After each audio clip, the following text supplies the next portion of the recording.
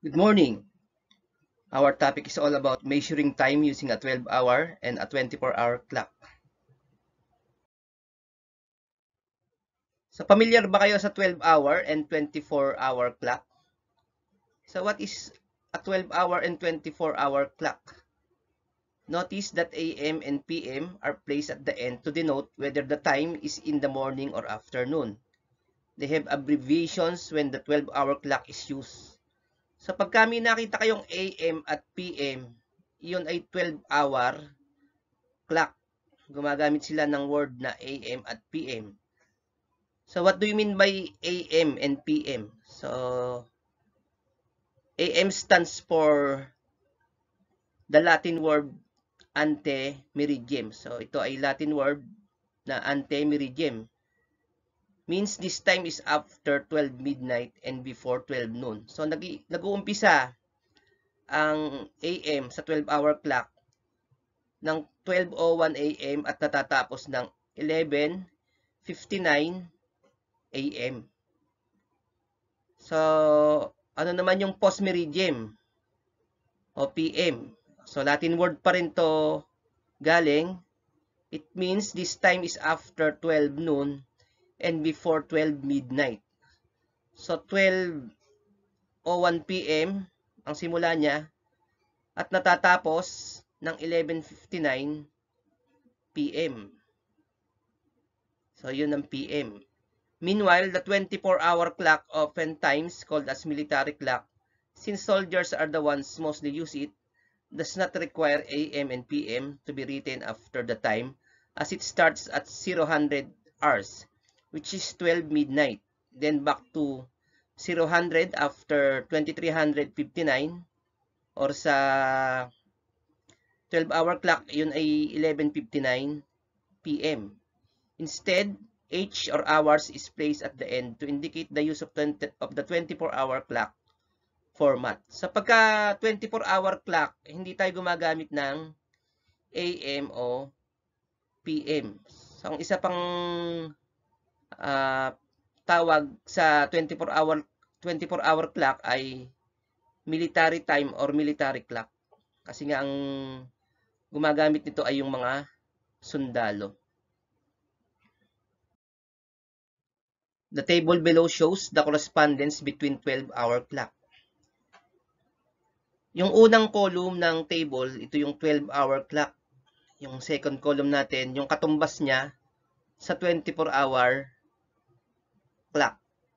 So, unahin natin sa 12-hour clock. Sa 12-hour clock, 12 midnight, ang katumbas noon sa 24-hour clock ay 0000 hour. So, yun ang tamang pagbasa ng 24-hour clock. 0000 hour. Sa 12-hour clock, 12:01 AM to 11:59 AM, ang katumbas noon ay 0001 to 11:59 hour sa 24-hour clock. So, ganun ang tamang pagbasa pagka military time o military clock o 24-hour clock. Sa 12-hour clock, 12 noon to 11:59 PM. Sa 24-hour clock, 1200 to 2359 hours.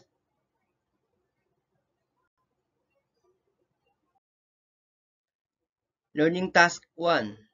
Fill in the table by converting from 12-hour clock to 24-hour clock and vice versa. So, yung unang column natin, yung 1 to 5, 12-hour clock, ano yung katumbas noon sa 24-hour clock? So, susukulat natin dito sa second column. So, ganun din naman yung 6 to 10 ng second column ng table. I-convert naman natin sa 12-hour clock. Number 1, 7:24 AM. Ano ang katumbas noon sa 24-hour clock? So, ang tamang pagbasa dito sa military time o 24-hour clock ay 07:24 hour.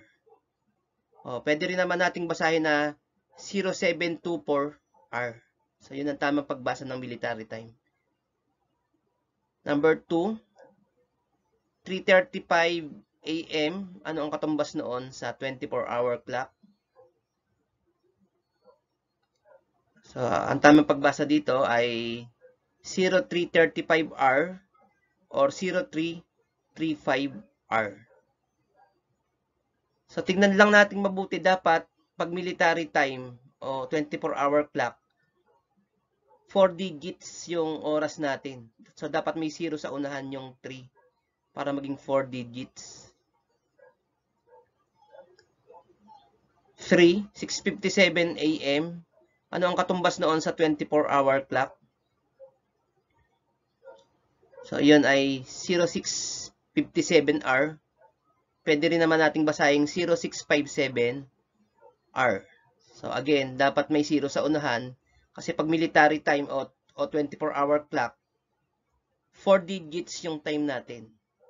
Unlike sa 12-hour clock, 3 digits lang yun. Number 4, 11 a.m. sa 12-hour clock, anong katumbas sa 24-hour? So, ang basa dito ay 1100 hours sa military time o 24-hour clock. Number 5, 7:51 a.m. Anong katumbas noon sa 24-hour clock? So, ang katumbas noon ay 0751 hours o 0751 hours.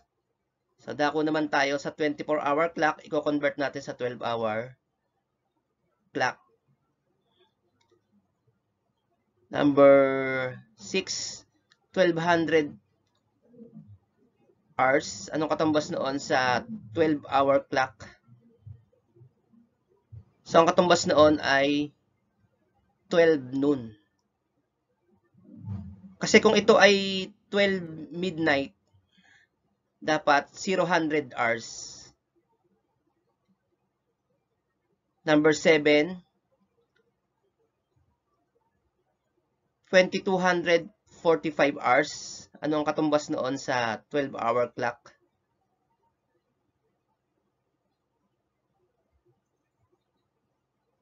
So, ang katumbas noon sa 12-hour clock ay 10:45 p.m. Kasi kung ito ay AM sa 24-hour clock, hindi naman magbabago na 10:45 yun eh. 1045 pa rin dapat sa 24-hour clock dahil umaga. So, nag-add tayo ng 12 doon sa 10, kaya naging 22. Kasi pagka PM, nag-a-add tayo ng 12 sa 24-hour clock. Number 8, 1234 hours.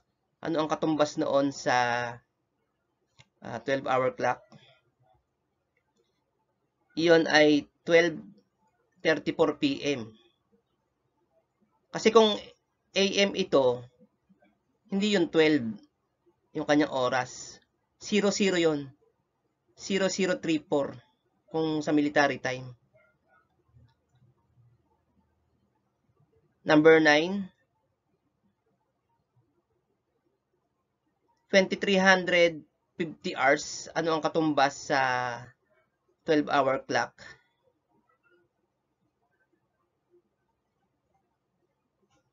So, yun ay 11:50 p.m. Kasi kung AM siya, 11:50 pa rin siya eh, sa 24-hour clock. So, nag-a-add lang kasi tayo sa 24-hour clock. Pagsapit ng alauna ng hapon o PM. Nagpa-plus 12 tayo. Number 10, 2305 hours. Anong katumbas noon sa 12-hour clock? Again, 11:05 p.m. yan. Hindi po yan AM kasi kung AM yan, 11:05 din yan sa military time o 24-hour clock.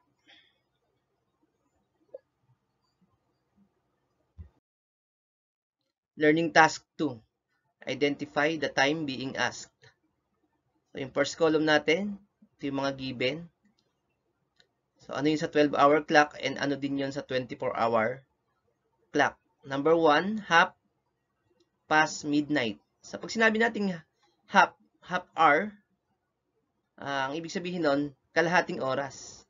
So, kung sa kalahating oras ay meron tayong 60 minutes, ang half hour ay 30 minutes. So, ano yung half past midnight? Sa 12-hour clock. So, yun ay 12:30 a.m. So, ang ibig sabihin noon, 30 minutes after midnight. Ano naman yun sa 24-hour clock? So, 030 hours. Number 2, 2 hours to 9 p.m. Ano yun sa 12-hour clock? So, yun ay 7 p.m. Kasi ang ibig sabihin nun, 2 hours before 9 p.m. Kaya 7 p.m. yun. So, ano naman yun sa 24-hour clock? 1900 hours. So, pagka p.m., inuulit ko, nagdadagdag tayo ng 12 doon sa 12-hour clock para maging 24-hour clock. Kaya 7 plus 12, 1900 hours. Number 3, 5 to 2300 hours. So, ang ibig sabihin yan, 5 minutes before 2300 hours. So, ano yun sa 12-hour clock? So, yun ay 10:55 p.m. Kasi ang 2300 hours sa 12-hour clock ay 11 p.m. So, ano naman yun sa 24-hour clock? 2255 hours. So, magdadagdag tayo ng 12 doon sa 10. Kasi PM. Kaya naging 22 yung ating oras. Number 4, quarter after 0 hours. So, kung ang half ay 30 minutes, ano naman yung quarter? So, pag sinabi natin quarter, 1/4 of an hour. So, kung 30 minutes yung kalahati, sabihin yung quarter, 15 minutes. 15 minutes after 0 hours. Sa 12-hour clock, yun ay 11:15 a.m. So, ano naman sa 24-hour clock yon? 0:15 hours. Number 5, 3 hours and 2 minutes before 8:40 a.m. So, 3 oras at 2 minuto bago mag 8:40 a.m. So, ano yung sa 12-hour clock? Iyon ay 5:38 a.m. Ano naman iyon sa 24-hour clock? So, yun ay 538 hours. So, lagi tayong magdadagdag ng 0 kung 1 digit lang yung oras natin. Kasi dapat 2 digits yung oras natin pagka military time or 24-hour clock.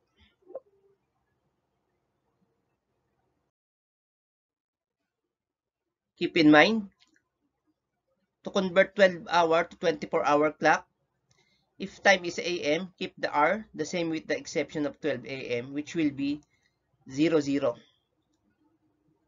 So, kung ang time daw ay AM sa 12-hour clock, the same lang daw ng oras doon sa 24-hour clock.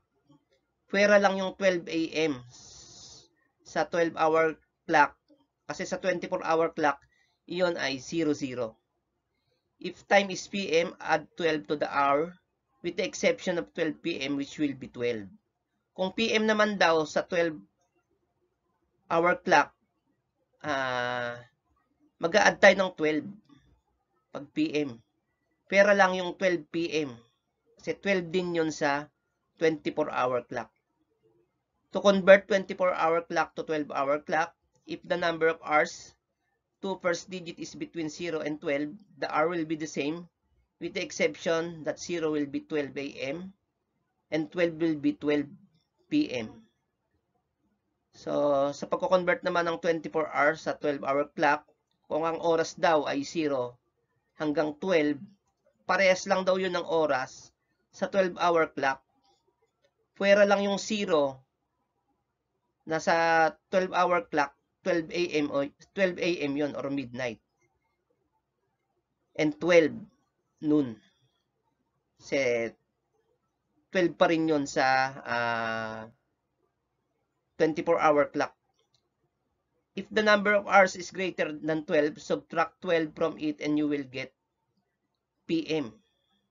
So, pagka daw yung oras sa 24-hour clock ay higit sa 12, magsusubtract ka daw ng 12 para makuha mo yung PM time sa 12-hour clock.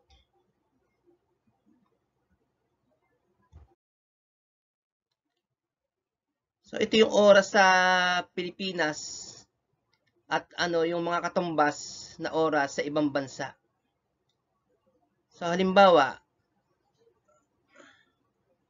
ito yung first column natin, yung mga bansa. Second column, kung mas nauna ba tayo o na-late tayo ng oras doon sa bansa na yon. At yung pangatlong column, yung katumbas na oras. Okay, halimbawa, yung Buenos Argentina ay huli sa atin ng 11 hours, kaya negative 11. Sabi, mas nauna tayo ng 11 hours sa Argentina. Buenos Argentina. So, kung ang oras natin sa Pilipinas ay 300 hours, sa Argentina, sa Buenos Argentina, ay Friday pa lang and 1600 hours. Kasi sinubtract yung 11 hours doon sa 300 hours. Mas na-late sila ng 11 hours yung Argentina, kaya Friday pa lang sa kanila. Halimbawa, yung Canberra, Australia. Advance naman sila ng 2 oras, kaya plus 2. Nauuna sa atin sila ng 2 oras. Kaya kung sa Pilipinas ay Sabado ng 300 hours, sa Australia ay 500 hours. Kasi una nga sila ng 2 oras. Sa China, same lang. Parehas lang pala tayo ng oras sa China. So, ganun din. Saturday sa kanila, sa atin Saturday din ng 300 hours. So, hindi na natin iisa-isahin. Gagamitin natin ito mamaya sa pag-solve ng word problem.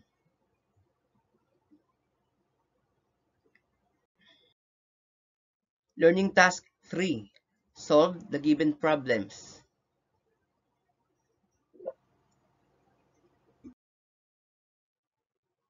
Number 1.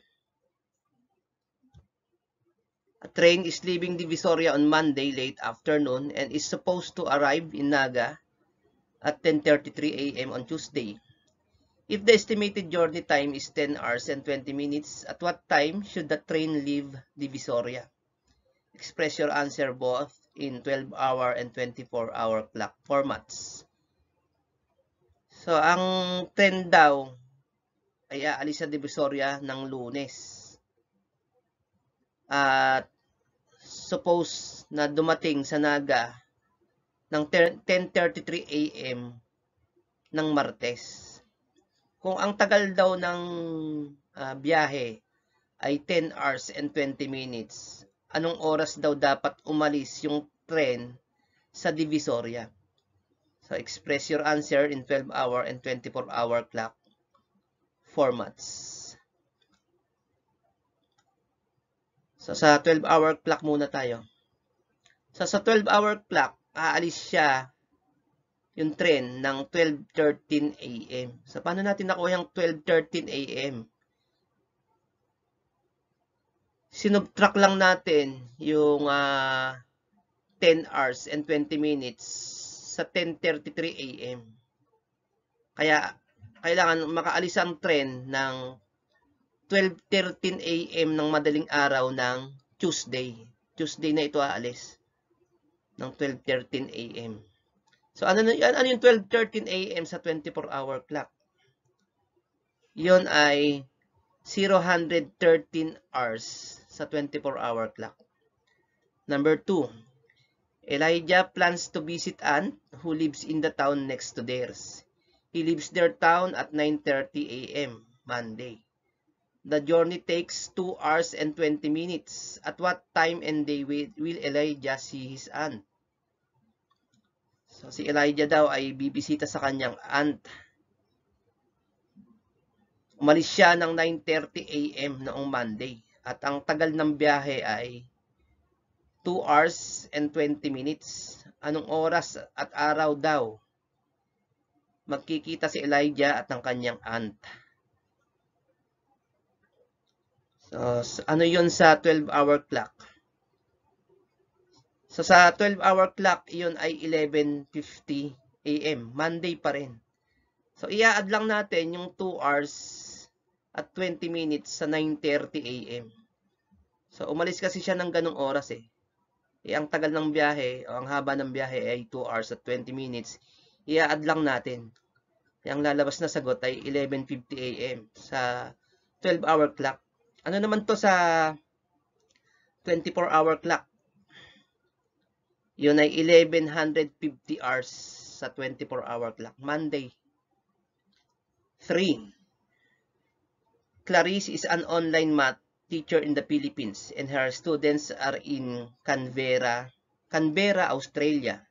What time should she go online if her first session starts at 7 a.m. in Canberra? So, magagamit natin yung table na pinakita ko sa inyo kanina para malaman natin kung anong oras sa Australia. Kung una ba o huli ang oras ng Pilipinas sa Australia. So, kasi online math teacher si Clarice sa Australia. So, anong oras daw siya mag-o-online? Kung ang start ng klase niya sa Canberra, Australia ay 7 a.m. So, tingnan natin yung table kanina.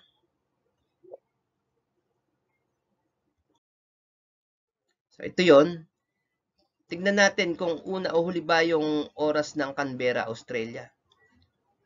So, kung makikita natin, ang oras sa Canberra, Australia ay una ng 2 oras. So, kaya plus 2. So, anong oras siya dapat mag-online? Kung alas 7 ng umaga ang online niya o pagtuturo niya sa Canberra, Australia. Anong oras siya dapat mag-online?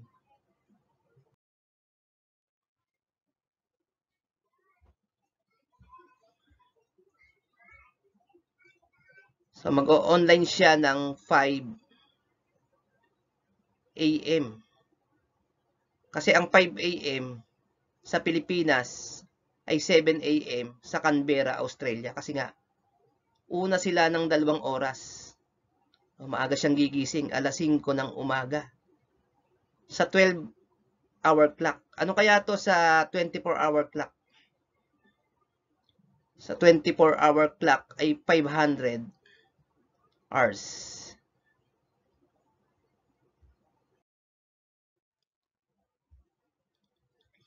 Thank you. Don't forget to like and subscribe. I-hit nyo na rin ang notification bell para updated kayo sa mga gagawin kong math tutorial. I-share nyo na rin sa mga kakilala nyong grade 5. Hanggang dito na lang. Bye for now and God bless po. Thank you.